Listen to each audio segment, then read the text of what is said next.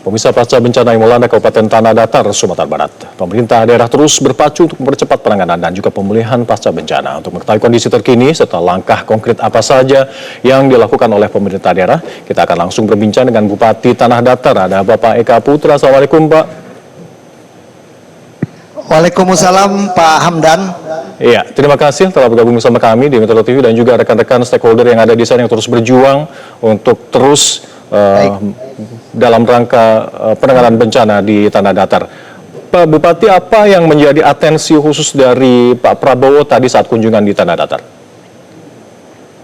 Ya, yang pertama bagaimana percepatan jalan utama urat nadi perekonomian Sumatera Barat yang terletak di Tanah Datar, yaitu Lembahanai, karena ini jalan penghubung langsung ke Provinsi Riau.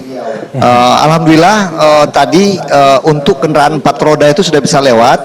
Jadi supaya lebih cepat, tentu alat-alat diperbanyak. Untuk hari ini kita sudah ada 45 alat di Lembahanai lebih kurang, dan nanti Bapak Presiden mengatakan dipercepat supaya di awal tahun atau sampai Juni itu sudah bisa dilewati oleh seluruh jenis kendaraan tentunya, Pak Hamdan. Dan juga beliau menyampaikan juga untuk percepatan pembangunan baik di sektor perumahan, sektor infrastruktur maupun sektor ekonomi dan juga sektor sosial tentunya. Iya. Ya, sebelum saya bertanya tentang hunian sementara dan juga mungkin ada hunian tetap permanen nanti yang akan dibahas lebih lanjut, untuk Lembahanai jalur ini seberapa vitalkah perannya untuk penghubung daerah lain dan juga mungkin distribusi logistik yang ada di Tanah Datar? Ya, ini sangat vital sekali. Tidak hanya kebutuhan Tanah Datar, tetapi kebutuhan Sumatera Barat dan Provinsi Riau. Juga jalan ini penghubung juga ke Medan dari Bukit Tinggi ke Tapanuli Selatan. Jadi ini jalan utama yang memang satu-satunya jalan nasional yang memang tingkat kendaraan lewat itu sangat tinggi, begitu Mas Hamdan. Jadi ini sangat-sangat penting sekali, dan sekali lagi saya sampaikan ini adalah salah satu juga urat nadi perekonomian Sumatera Barat. Gitu, ya, Mas Hamdan. Baik. Dan kita bersyukur jalur ini sudah bisa dilalui kembali. Terkait dengan hunian baik sementara atau hunian tetap tadi, atensi dan arahan Pak Prabowo seperti apa, Pak? Gambaran luasnya. Kami diminta untuk segera menyiapkan huntara, dan alhamdulillah kami sudah verifikasi yang tersebar di 3 kecamatan, dan itu berjumlah lebih kurang 555 KK yang sudah siap untuk dibangun, yang nanti akan dibangun oleh TNI Angkatan Darat. Dan dari sebarannya terbagi di 3 kecamatan tersebut. Jadi total ada pembangunan yang disatukan itu 8 titik, dan dari setiap kecamatan yang paling banyak itu di Kecamatan Batipu Selatan. Di total seluruhnya titik hunian huntara Kabupaten Tanah Datar itu sebanyak 42 titik dengan 555 KK. Itu untuk huntara, Mas Hamdan, Pak Hamdan. Dan ini dipastikan aman dan jauh dari lokasi terdampak. Ya, jadi kami mencari tempat yang betul-betul safety, yang betul-betul aman, jauh dari lokasi banjir bandang dan di titik aman. Dan ini kami komunikasikan dengan nagari atau desa, dengan tokoh-tokoh adat untuk menyiapkan. Ada lahan satu nagari yang menyiapkan lebih kurang 1.200 meter. Jadi di sana nanti akan dibangun huntara. Ada yang 800 meter. Jadi berapa titik? Jadi totalnya itu titik 42 titik itu tersebar 42 titik itu yang sudah aman yang kami ajukan. Begitu, Pak Hamdan. Iya. Selain hunian sementara atau huntara, apakah ada juga arahan kepada hunian tetap untuk para warga terdampak korban bencana ini? Betul. Jadi hunian sementara ini dalam rangka mengevakuasi masyarakat kami dari tempat pengungsi ke tempat yang layak, yaitu hunian sementara. Dalam prosesnya itu setahun untuk hunian tetap, jadi masyarakat kami masih tinggal di hunian sementara. Hunian tetap ini kami buat 2 metode. Yang pertama hunian terpadu, yang kedua hunian mandiri. Terpadu itu kami sudah menyiapkan lahan lebih kurang 5 hektar. Itu bisa dibangun rumah lebih kurang 200 unit rumah. Dan juga yang kedua metodenya hunian mandiri, hunian tetap mandiri, yang mana pemerintah menyiapkan rumahnya, masyarakat menyiapkan tanahnya. Jadi ada 2 metode yang kami lakukan untuk pemerintah Kabupaten Tanah Datar. Pertama, hunian tetap itu adalah hunian rumah terpadu, yang kedua rumah mandiri. Begitu Mas Hamdan. Baik, baik. Terkait dengan bencana alam yang menimpa 3 provinsi ini, termasuk Sumatera Barat ini, apakah juga sudah disiapkan upaya mitigasi ke depannya untuk mengantisipasi bencana ini terjadi lagi? Mungkin sudah disiapkan sistem early warning system atau peringatan dini atau semacam itu, Pak? Ya, pertama tentu kami tadi mengusulkan ke Kementerian PU untuk membangun yang namanya sabodam di aliran sungai ya yang dilewati dari Gunung Singgalang masuk ke wilayah Batipuh tadi. Yang kedua, kami mengajukan namanya EWS Early Warning System. Dan insya Allah di Tanah Datar sudah banyak ada early warning system. Itu berjalan sangat efektif.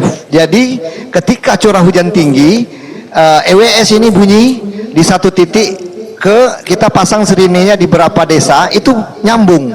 Jadi ketika air naik di sungai, otomatis dia berbunyi sirenenya. Nah, ini kami memohon tadi untuk penambahan titik ke BNPB. Nah, tadi saya sudah ketemu juga dengan Kepala BNPB di lokasi. Saya minta tambahan early warning system, dan kemarin waktu Menteri PU datang saya juga minta tambahan sabodam atau cek dam, begitu Mas Hamdan, untuk mitigasi. Baik, ya. Baiknya selain akses jalan yang rusak yang sudah mendapatkan perbaikan, ada fasilitas layanan dasar lainnya yang juga rusak di sana, seperti mungkin fasilitas kesehatan, rumah sakit, sekolah. Seperti apa penanganannya?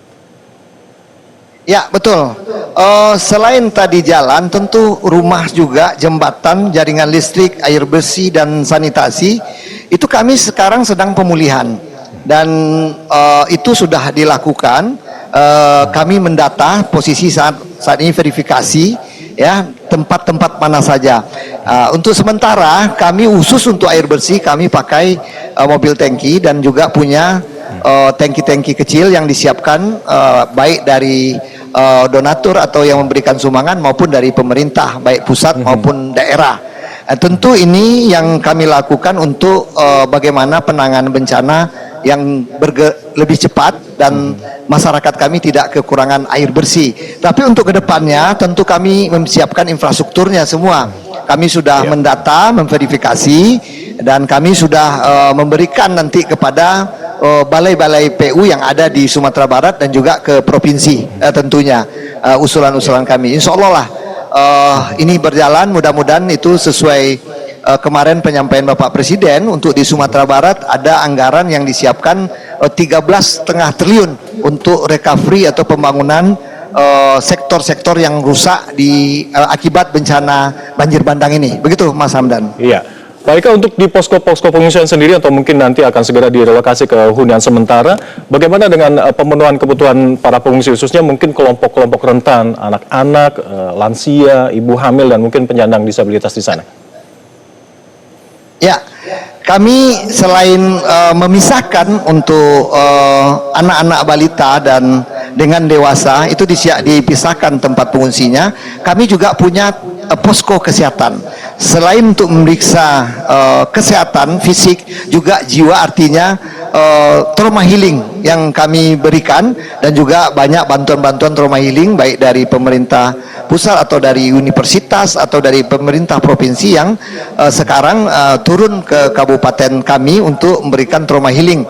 Juga di tim kesehatan alhamdulillah sekarang untuk obat-obat cukup ya, masih cukup, dan tentu bantuan-bantuan lain tetap ada.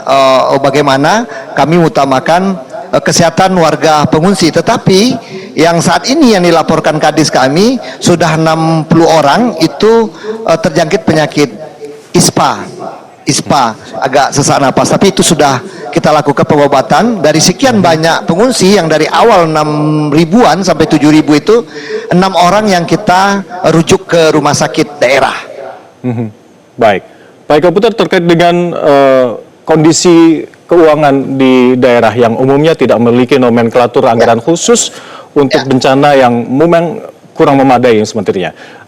Mereka kebanyakan daerah itu mengandalkan mungkin dana belanja tak terduga dan yang lainnya. Jumlahnya mungkin sangat terbatas sehingga sangat bergantung pada kucuran dana dari pemerintah pusat. Bagaimana mengantisipasi hal ini ke depannya, Pak? Ya, alhamdulillah kami Tanah Datar selain kami punya stok dana BTT yang ada dan juga donatur-donatur dan juga dari perantau dan BUMN. Jadi begini Pak Hamdan, ketika kami kepala daerah menetapkan tanggap darurat, otomatis itu pemerintah pusat turun, yaitu yang pertama itu BNPB. Itu di BNPB itu ada namanya DSP, dana siap pakai. Itu bisa turun langsung ke BPBD kami ketika kalaksa kami melaporkan melalui Pusdal Ops BNPB. Tanggap darurat ini juga bebas, artinya untuk pembiayaan itu lebih luang gitu, lebih fleksibel. Dari situ juga dari DSP kami juga punya BTT dan alhamdulillah beberapa hari yang lalu itu Bapak Presiden membantu kami 4 miliar ya untuk kelancaran dalam penanggulangan bencana ini. Juga dari provinsi juga membantu untuk dana BTT lebih kurang 1 M juga. Jadi dana kami juga ada, terus juga dari Bapak Presiden langsung yang dikirim ke kas daerah dan juga dari Bapak Gubernur dan Wakil Gubernur itu dikirim ke kas daerah dan juga jadi dalam ini ketika kami sekali lagi kami ulangi, ketika kepala daerah baik bupati, wali kota maupun gubernur ya melakukan tanggap darurat, mencetuskan itu daerahnya tanggap darurat ya, dengan itu akan datang bantuan-bantuan dari pusat langsung. Ya, yang pertama itu BNPB dengan DSP-nya dan Kementerian Sosial dengan dana untuk pengungsi, makan pengungsi. Itu yang terjadi di kami di Tanah Datar, juga tambah bantuan-bantuan lain di luar pemerintah. Tentunya juga BUMN juga membantu. Begitu Mas Hamdan. Baik. Terima kasih Pak Eko Puter telah berbagi informasi bersama kami. Semoga lekas kondusif suasana di Tanah Datar dan juga Sumatera Barat dan juga provinsi lainnya terdampak bencana. Salam untuk warga di Sumatera Barat. Jelajahi cara baru mendapatkan informasi. Download Metro TV Extend sekarang.